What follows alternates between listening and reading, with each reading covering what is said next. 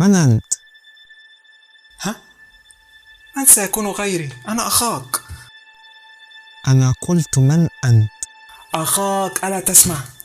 أنا قلت من أنت أيها الغريب، وماذا تفعل في منزلي؟ كفاك مزاحا يا أخي، أفقدت عقلك أم ماذا؟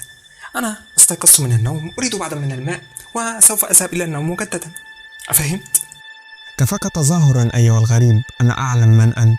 حسنا حسنا، يبدو أن حواسك قوية أكثر من اللازم لتشعر بي وتعرف من أكون. صدقت، أنا غريب عن هذا المكان. ولماذا تريد أخي؟ ما الذي فعله؟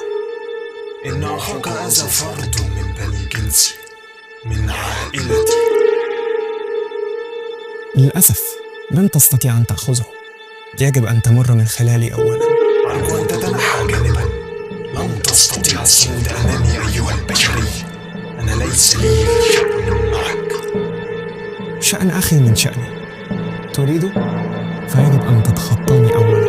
كم أنت وجه أيها الآدمي، اعرف مكانتك أيها الضعيف. لن تستطيع الصمود أمامي أبدا. يسوع الحس، لقد نفذ الوقت مني، سوف أعود مجددا.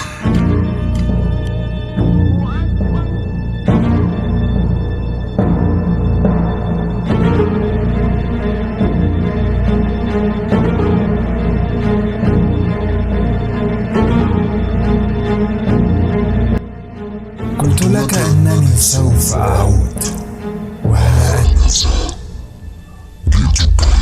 انتقم. أرى أنك أظهرت نفسك من البداية. لم يعد تنكري في صوت أخاك مشتيا بعد أن كشفتني أمس.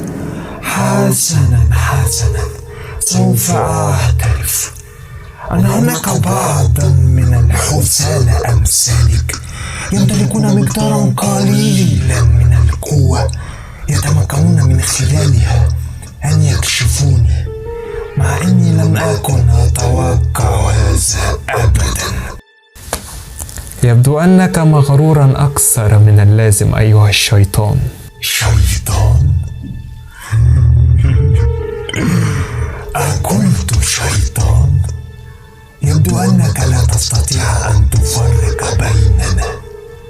لا تشبهني بهؤلاء الضعفاء أبدا. حسيت حواسك قوية بما يكفي لتعرف من أنا. يبدو أنني أخطأت بشأن قوتك. كما توقعت، أنت حسالة لا غير. ما هذا؟ إنه الآن لا يبدو كما ظهر لي أمس. إنه يفعل تعويذة لإخفاء قوته. بئسا، لا أستطيع تحديد مقدار قوته.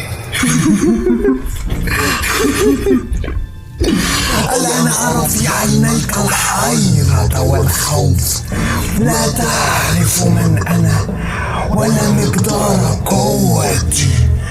دعني أريك مقدار قوتي لتعرف من أكون، كي تصرخ وأتلذذ بك.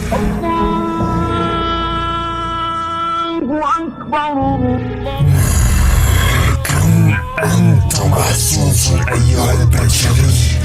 وقتي نفس، سوف أعود مجددا.